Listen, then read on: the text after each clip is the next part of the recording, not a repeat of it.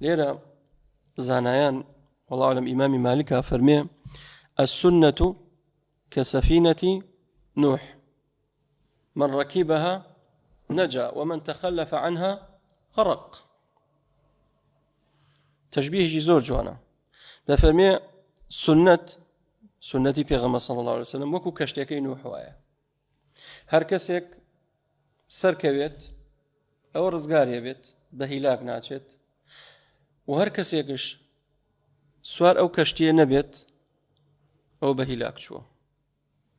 من تخلف عنها غرق و هەر کەسێک سەر نەکەوێت ئەوە غەرقە بێت.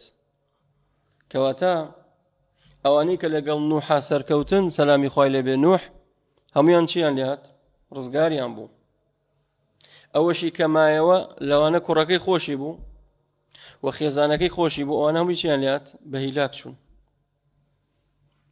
چوون. بۆیە هەر کەسێک دەست بە سنەتی پێغەمبەری خوا بگرێت صلی الله عليه وسلم ئەوە ڕزگاری بووە. و هەر کەسێکش پشت بکات لە ڕێبازی پێغەمبەر صلی الله عليه وسلم لە سنەتەکەی ئەوە بە هیلاک چووە. بە هیلاک چووە لە دنیا و بە هیلاکش چووە لە ڕۆژی قیامەت.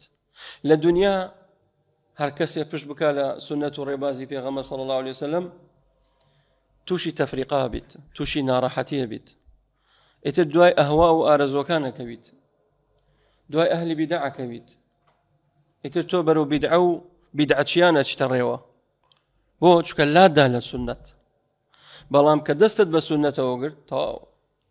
وأن هذا صراطي مستقيما فاتبعوه ولا تتبعوا السبل أو ريشكاني أم لا أولاي صراط المستقيم وريابا لا بدي صراط المستقيم دز بشكيني تو سيركد ورا قرت كوتايت بياتو بويا هر كسيك لسر سنة ريبازي بيغمى صلى الله عليه وسلم بردوان بيت أو رزقاري بوا فلنحيينه حياة طيبة وعد بليني خوايا ژیانێکی پێدەبەخشین کەوا طیبە زۆر ژیانێکی خۆش دائمە لە نیعمەتە دائمە لە مرتاحیە. بەڵام وەڵڵاهی بڕۆ ئەوانەی کەوا دوورن لە پێغەمبەری خوا صلی الله علیه وسلم حاڵیان چۆنە؟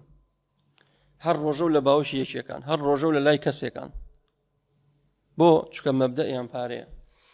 مەبدەئیان پارەیە خوا پەنامان بدات.